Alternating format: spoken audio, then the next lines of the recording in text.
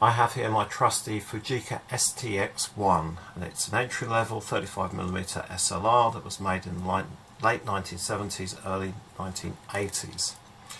It's just about as basic as you can get, and today, rather than walk through the controls, I'm going to actually get it prepped for taking out to do some photography. So the first thing I need to do is to put some film in it.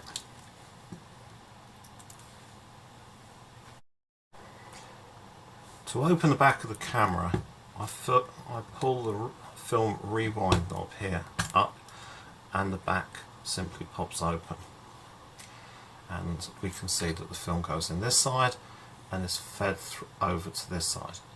This is slightly more complicated than a lot of the more modern cameras, because the film leader, which is this part of the film here, has to be inserted inside these slots, otherwise it just isn't going to work.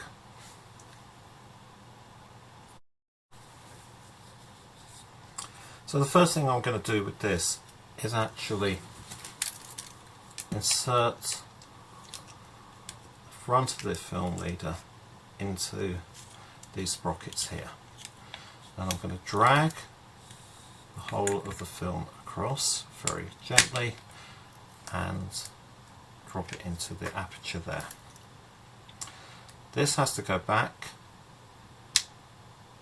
into place here, and then I'm going to gently wind the film on, ensuring that the film takes up first the bottom sprocket and then the top sprocket. And I can now close the film up, and I can advance the film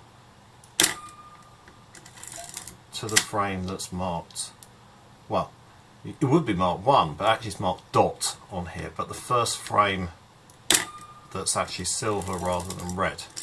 And you can tell that it's winding on properly, because as this goes round as well.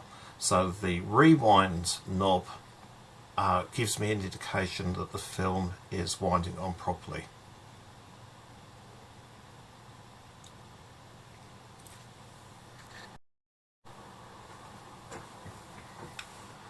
This particular camera doesn't have DX coding. That means I've got to set the ISO value before I do anything else. Now the ISO value, or in this case it says ASA, is in this little window here. And if I lift and I turn, let's try turning it the right way. I've turned it to 200 because I've put in a Kodak 200 ISO film. And that's basically it. I'm now ready to go out and shoot with the camera.